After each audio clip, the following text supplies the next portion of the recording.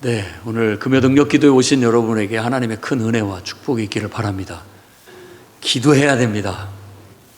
기도하지 않으면 우리 영혼이 죽습니다.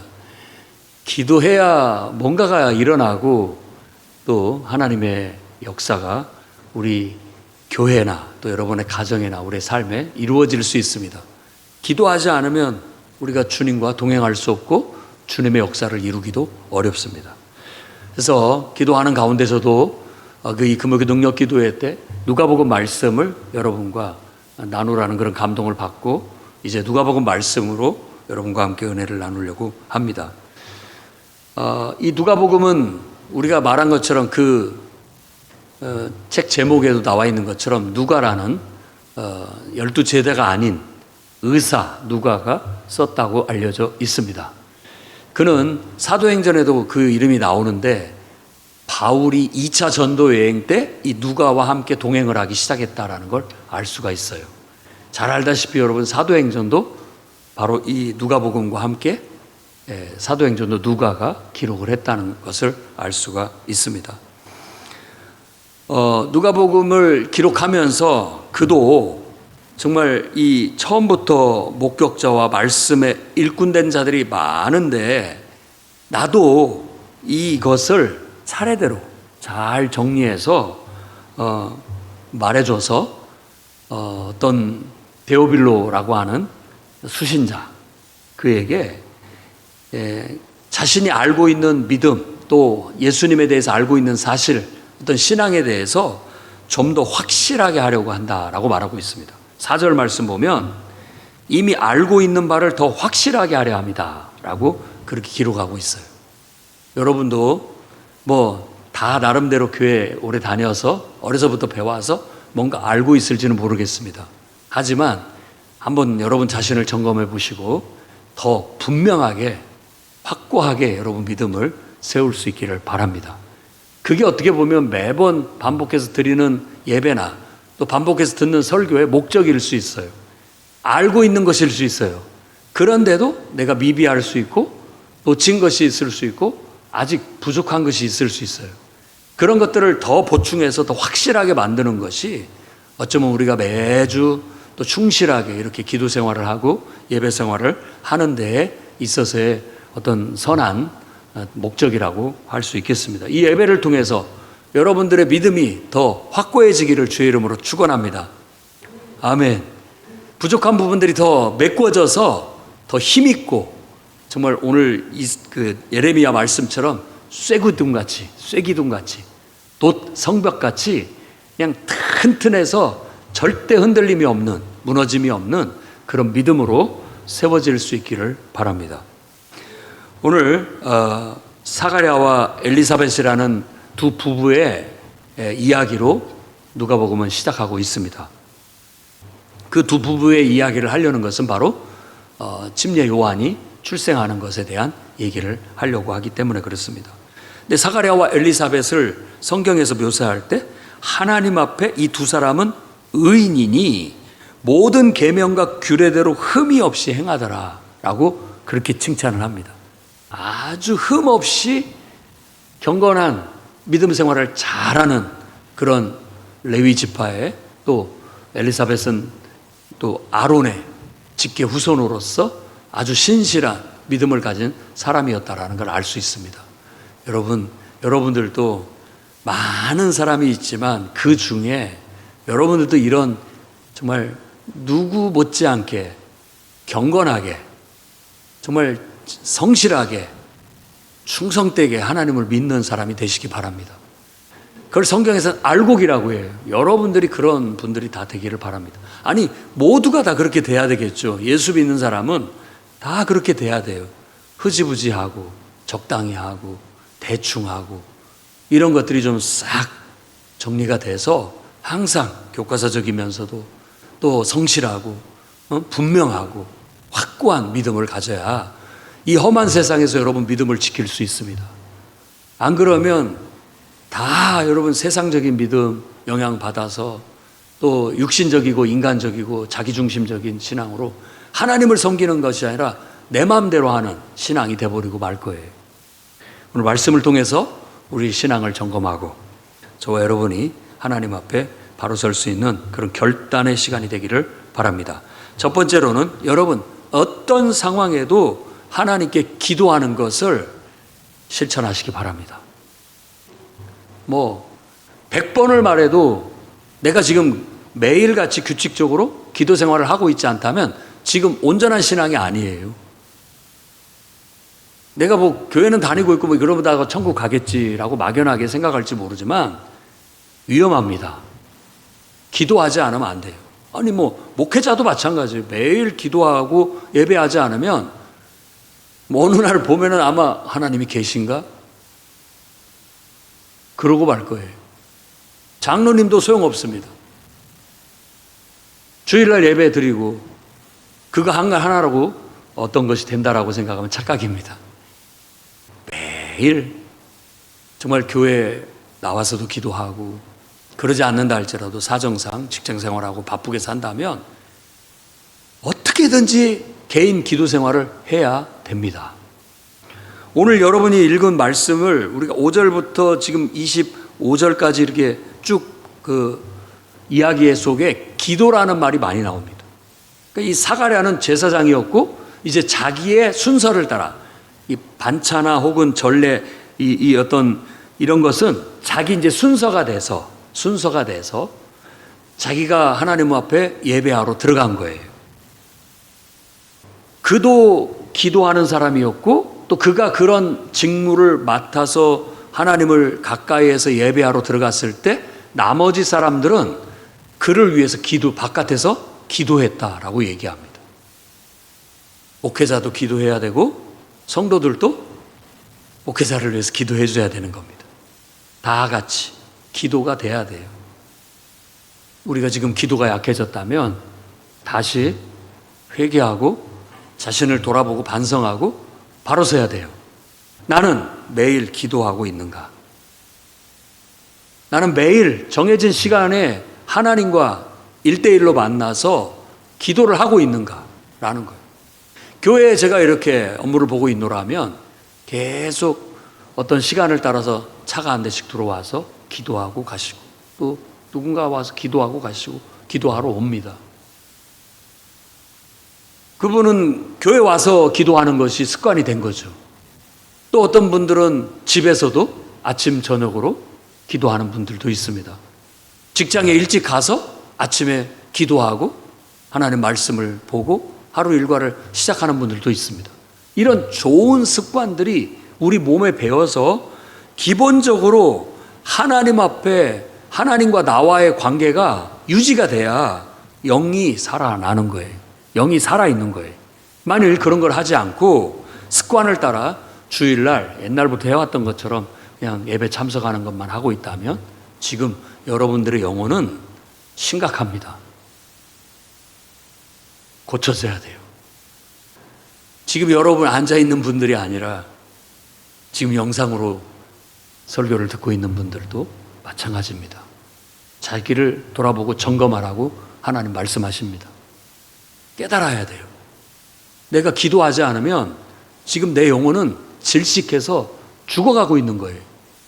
영혼이 죽으면 계속 인간적인 잡생각만 나는 거예요. 온통 불만과 불평, 안 되는 이유들, 전부 부정적인 생각들로 꽉 찹니다. 그러면 자기 안에서 문제를 찾지 않고 환경을 바꾸려고 아무리 해봐도 자기 안에서 문제를 찾고 해결하지 못하면 해결되지 못합니다. 사람들은 자기 안에서 문제를 찾으려고 하지 않고 자꾸만 사람 탓을 하고 환경 탓을 하게 돼 있습니다. 그게 본성이니까요. 그게 사탄의 전략이에요. 그렇게 하면 할수록 자기 영혼은 계속해서 메말라가고 영적으로 피폐해지고 죽어갈 수 있다는 걸 아셔야 됩니다. 여러분, 기도 시간을 정하고 매일 기도하는 습관을 들이십시오. 그래야 여러분이 하나님과 은혜로운, 정말 내 영혼이 건강하고 또 하나님의 은혜와 축복을 누리며 기쁘고 감사하고 능력 있게 신앙생활을 해 나갈 수 있습니다. 여러분이 기도할 때 처음에는 잘 안 되고 막연한 기도를 드릴지 모르겠지만 서서히 여러분의 마음을 열고 솔직하게 여러분의 삶의 문제들, 해결되지 않은 문제들, 가족의 어려움, 또 여러분들이 직장 생활이나 사업이나 하는 모든 일들 속에서의 그런 모든 문제들을 하나님께 아뢰고 구체적으로 기도하기 시작한다면 여러분의 기도가 더 깊어지고 하나님과의 더 친밀함을 유지할 수 있고 하나님의 역사를 경험할 수 있게 될 거예요. 그리고 그것도 부족하다면 여러분들이 내 스스로가 할 때하고 또 함께 이렇게 예배에 참석해서나 모임에 참석해서 함께 기도하는 것도 필요합니다. 그것은 나에게 굉장히 긍정적인 힘을 주는 거죠. 혼자 기도하는 것은 좀 어쩔 때는 지치고 낙심될 때도 있지만 함께 기도하면 더 뜨겁게 부르짖는 거예요. 그래서 여러분이 이 자리에 나와서 함께 예배를 드릴 때는 좀 더 힘있게 예배하고 기도하시기 바랍니다. 그게 필요해요. 그럼으로써 내가 힘을 얻고 또 다른 사람에게도 그런 분위기를 같이 해서 함께 영적으로 일어나는 거예요. 내 영혼이 막 활기를 되찾고 활력을 되찾고 어둡고 부정적인 것들을 다 물러가고 기도로 살아나는 것이죠. 숨통을 틔우는 것과 똑같습니다. 숨을 쉬는 것과 똑같아요. 여러분이 어떤 상황에서도 정말 여러분 기도하는 사람이 되시기를 바랍니다. 13절 말씀을 보면 이렇게 얘기해요. 천사가 그에게 이르되 사가랴여 무서워하지 말라. 너의 간구함이 들린지라. 그러니까 이 사가랴가 기도했기 때문에 그가 예배하러 성소에 들어갔을 때 천사가 나타나서 응답을 주고 있는 거예요. 네 기도를 내가 들었다라고 말하고 있는 거예요. 그래서 네 아내 엘리사벳이 네게 아들을 낳아줄 것이다 라고 말합니다. 참 그들은 경건한 믿음의 사람이었고 흠없는 아주 충성된 믿음이었지만 부족한 것이 있었는데 늘 마음에 슬픔이 있었는데 자녀가 없다는 거예요. 아마 지금쯤이면 그 소망을 다 포기하고 이제 나이 많이 먹어서 그렇게 살고 있었는지도 모르겠습니다. 그런데 그때 하나님이 역사하시는 거예요. 그때 하나님이 역사하시는 거예요. 그게 하나님이 일하시는 방법이에요. 우리가 젊어서 우리가 할 수 있을 때 하면 우리 힘으로 하는 것 같고 하나님과는 무관해 보여요. 원래 그 사람은 잘하니까. 그런데 할 수 없을 때 하나님이 역사하시면 야, 이건 기적이야. 이건 하나님이 하신 거야. 라고 하나님의 능력을 찬양하게 되기 때문에 그래요. 여러분들의 기도가 매일 계속된다면 하나님은 여러분을 통해서 하나님의 능력을 나타내실 거예요. 오늘 아이가 없는 나이 먹은 우리 사가랴와 엘리사벳에게 하나님께서 천사를 보내 네 아내가 이제 아이를 낳을 것이다. 이름을 요한이라고 해라. 이렇게까지 응답을 내려주시는 거예요. 여러분들에게도 지금까지 해결되지 않은 오랫동안 해결되지 않은 문제가 오늘 하나님의 성령의 충만함 속에서 응답을 받고 해결되기를 주의 이름으로 축복합니다. 아멘. 여러분들의 간절한 바람이 있다면 오늘 그것이 응답되고 하나님의 역사가 일어나기를 주의 이름으로 축원합니다. 한나도 기도했고 그 기도의 응답으로 사무엘을 낳을 수 있었다는 걸 성경에서 말해주고 있습니다. 여러분들도 계속 기도를 심으십시오. 계속 기도를 심으세요. 때가 되면 하나님께서 뿌리가 내리고 자라게 해서 꽃이 피고 열매를 맺게 해 주실 거예요. 포기하지 말고 뒤돌아보지 말고 절망하지 말고 낙심하지 말고 기도를 계속하시기를 주의 이름으로 축원합니다. 두 번째로는 하나님은 우리 인간의 생각을 넘어서서 하나님의 말씀을 이루시는 분이에요. 그분에게 능치 못함이 없습니다. 그러니까 여러분 하나님 말씀을 굳게 믿고 그 약속을 기다리는 마음으로 기도하며 살아가시기를 바랍니다. 하나님의 말씀은 확실합니다. 근데 우리 이성이 참 이게 못났어요. 똑똑하지만 오히려 그 똑똑함이 우리 믿음을 방해해요.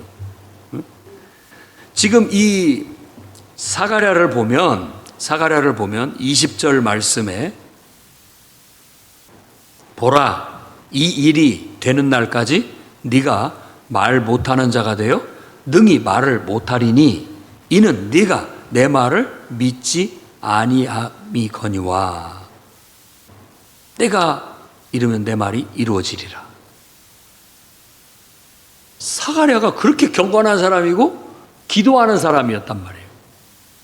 그런데 네 아내가 아이를 낳을 거라고 했는데 어떻게 아이를 낳습니까? 믿지를 못한 거예요. 그래서 네가 믿지를 않으니까 아이를 낳을 때까지 네 입을 내가 막겠다. 말을 못하게 하셨던 거예요. 자, 우리는 어떻습니까? 다 믿음 좋은 사람들이잖아요.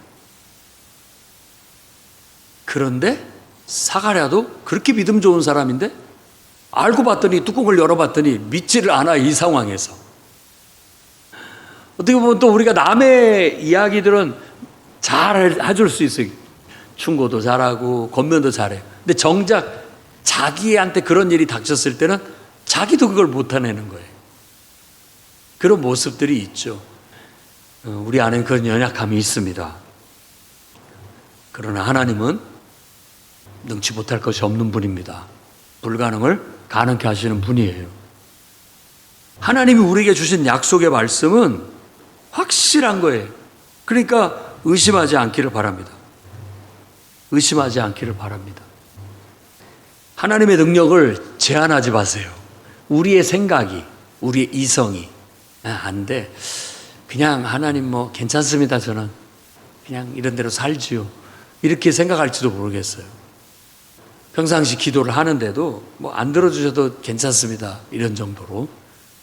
네, 하나님은 정말 능치 못할 것이 없는 분임을 믿으시기 바랍니다. 그래서 우리는 하나님의 말씀을 내게 기도할 때 성령의 감동을 통해서 내게 어떤 생각을 주시고 어떤 말씀을 주시면 그걸 딱 붙잡아야 됩니다. 딱 붙잡아야 되는 거예요. 아, 하나님 이렇게 하시겠다고요. 아, 하나님 이렇게 하겠습니다. 이걸 딱 붙잡는 거예요. 그리고 그것을 절떡같이 믿고 계속 그것이 이루어질 때까지 기도하면서 기다리는 거예요. 그러면 이루어집니다. 오늘 말씀처럼 이루어지는 거예요. 그대로 이루어지는 거예요.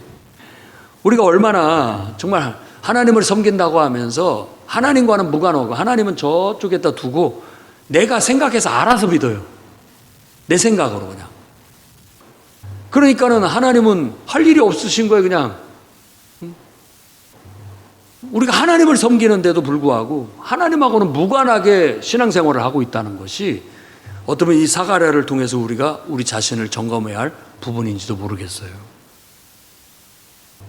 정말 진실되게 하나님을 믿고 여러분 영혼 속에 기도 가운데 예배 가운데 또 성경을 읽고 묵상하는 가운데 여러분에게 주신 하나님의 음성, 하나님의 약속의 말씀을 확정을 짓고 붙잡으세요. 그리고 그걸 믿고 계속 기도하면서 기다리며 기대하고 나아가면 반드시 열매를 맺게 될 겁니다. 아브라함과 사라도 결국은 네 자손이 하늘의 별처럼 바다의 모래알처럼 주겠다고 약속을 받았잖아요. 그런데 아브라함은 제가 봤을 때 2번 이상 하나님 앞에 믿지 못하고 자기식의 방법으로 해결하려고 합니다.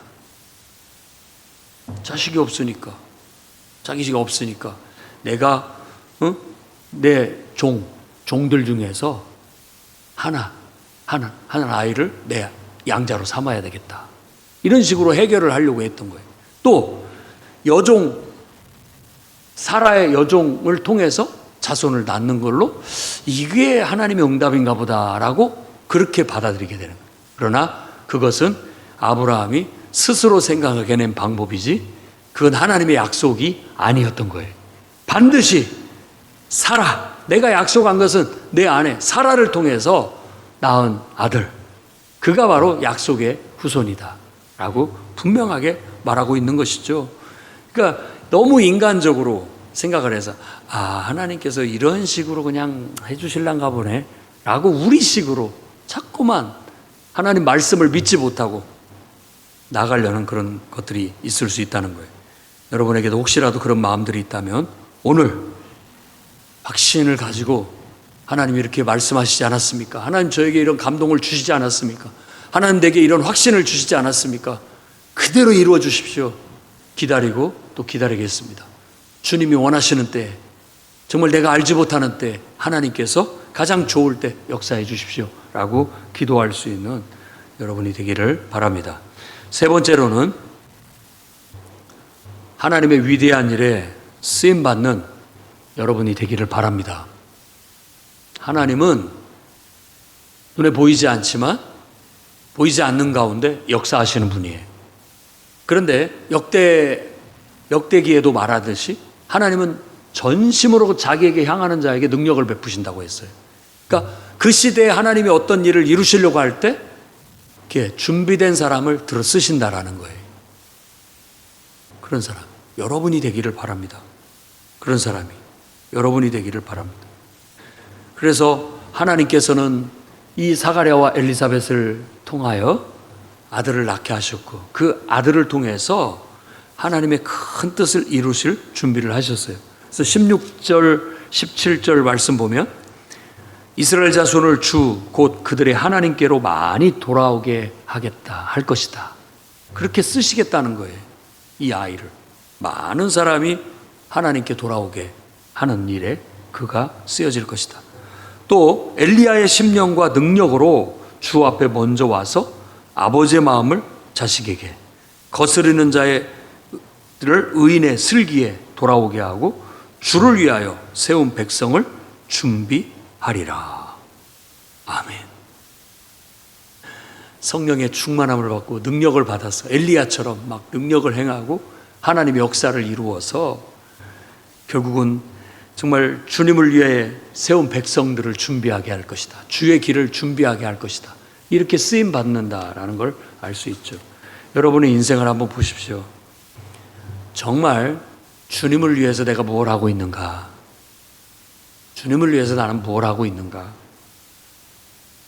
내가 주님을 위해서 한다고 하는 것들마저도 그게 나를 위한 것은 아닌가? 나를 위해서 그냥 하고 있는 건 아닌가? 한번 생각해 봐야 됩니다.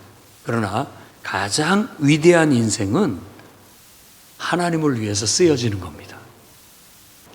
가장 위대한 인생은 많은 영혼을 하나님께로 돌아오게 구원받게 하는데 쓰여지는 것입니다.